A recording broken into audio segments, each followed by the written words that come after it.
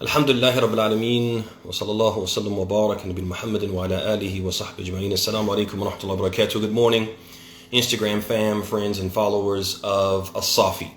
And welcome to the final installment of our series of segments from this week surrounding the concept and significance of intention in Islam and in being Muslim. And yesterday when we left off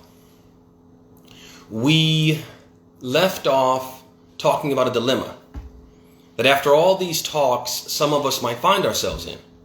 And that is the dilemma of feeling that perhaps when we accepted Islam, when we became Muslim, our intention was not in the right place. And being worried that that could potentially mean that we're dead in the water. And everything that we're doing, we're just spinning our wheels and wasting our time because, as we said, the principle says, مَا بُنِيَ عَلَى فَاسِدٍ فَهُوَ فَاسِدٌ. That whatever is built upon a corrupt foundation will also be, by extension, corrupt. And we said there is a solution for that. There is a solution for that. We're not dead in the water. This is not the end of us because we didn't start on the right foot. Now we can't continue the journey. And so what I want to talk about is three things that we need to be doing constantly in order to rectify that circumstance. So the first thing that we need to do, brothers and sisters, and first of all, let me say this, is that I'm giving you this checklist, drawing from the practice, the understanding of the early Muslims, because they are the gold standard in how to practice and implement and apply Islam. And they had some of the same dilemmas that we're dealing with now. They had the same dilemmas.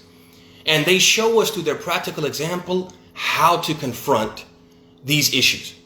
So the first thing that comes on the checklist is revisiting, revising, constantly scrutinizing our intentions honestly and objectively. And the early Muslims, they were in the habit of doing this, to the point that Al-Hasan al-Basri, one of the scholars from the second period, the second generation, he said, مَا خَافَهُ إِلَّا مُؤْمِنٌ وَلَا أَمِنَهُ إِلَّا munafiq. What does this mean? He's basically saying, Al-Hasan al-Basri, that no one questions the purity of his intention except a believer, saying it is from faith to constantly revisit, revise, and scrutinize your intention. And he said only a true hypocrite is overconfident in his sincerity. That if we're overconfident, we're not making it a habit to constantly look at why am I doing what I do? Who am I doing it for? Who am I trying to please? If we're not constantly doing that, there's something wrong with our faith. Our faith may be lacking. It may not be there. And so that's one thing on the checklist that we need to be doing constantly. And that is revisiting and revising our intention. The second thing on the checklist is mu'alajat an-niyya. What does that mean?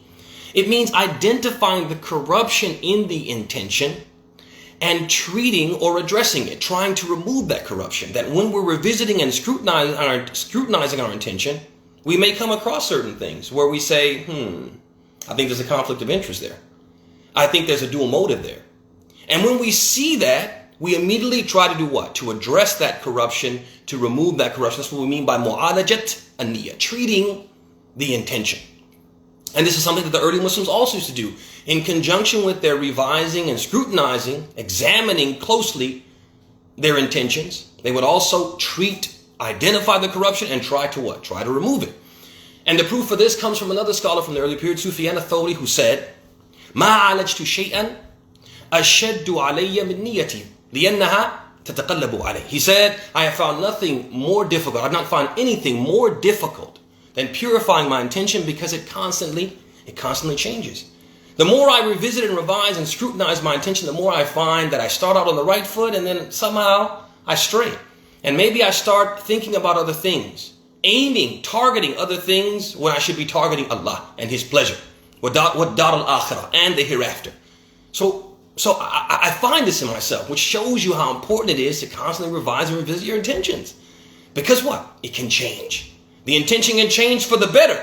And this is important for us because it gives us hope. We talked about yesterday about, what if I start on the wrong foot? What if I did it for my wife? What if I did it for my husband? What if I did it because of societal pressure? What if I did it to appease my parents. I did the Muslim thing, or I'm doing the Muslim thing to please someone else. What should I do? The fact that he said that the niyyah can change, it shows us it can change for the worse, unfortunately, but it can also change for the better. We can change it for the better, which brings me to the third point in the checklist. And that is renewing the intention, tajdeed an-niyyah.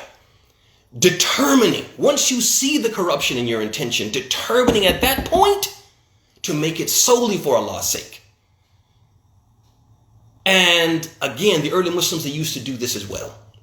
As we see from a quote that is commonly attributed to the early Muslims in general, and some people have said it is a statement of the Amir al-Mu'mineen wal-Khalifa al-Rashid, Ali ibn Abi Talib, radiyallahu anhu. Some of them say that it's a statement of Ali, some of them say it's just a statement in general of some of the early Muslims. Al-Muhim, what did they used to say and what they used to do? He said, تخليص النية من فسادها أشد على العاملين من طول الاجتهاد.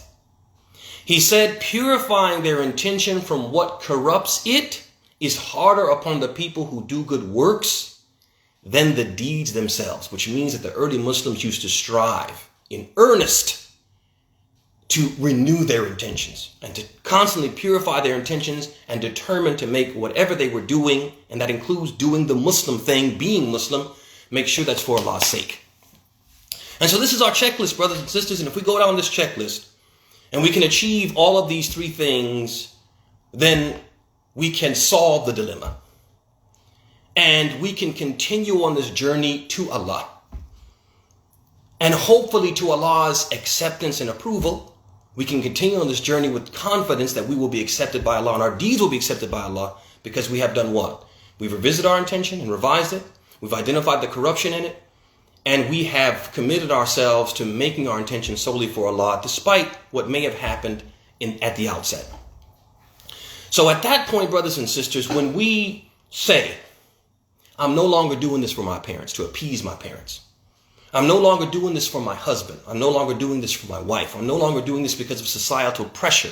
I'm choosing to be a Muslim for Allah's sake and for the salvation of my soul. When we do that, brothers and sisters, at that point, we will be truly free. Because you're never truly free as long as someone else is in the picture, as long as you're motivated by pleasing someone else besides Allah. You're only free when you only want to please Allah and you only do what you do generally, and you only do the Muslim thing, being Muslim for Allah's sake. And at that point, brothers and sisters, when we do that, when we achieve that, then our deeds, our Islam generally, and the good deeds we do which are built upon that Islam will be met with Allah's approval and His acceptance. And I ask Allah subhanahu wa ta'ala bi asma'il husna wa sifatihil ula to make us all from those who achieve that, who realize that, who reach that level of sincerity, that all of our deeds and more importantly our Islam in general is met by Allah's approval and His acceptance. And with that, brothers and sisters, we bring this week's series to a close and this installment to a close. I ask you kindly to follow us here on Instagram so you can get these messages and these reminders every day.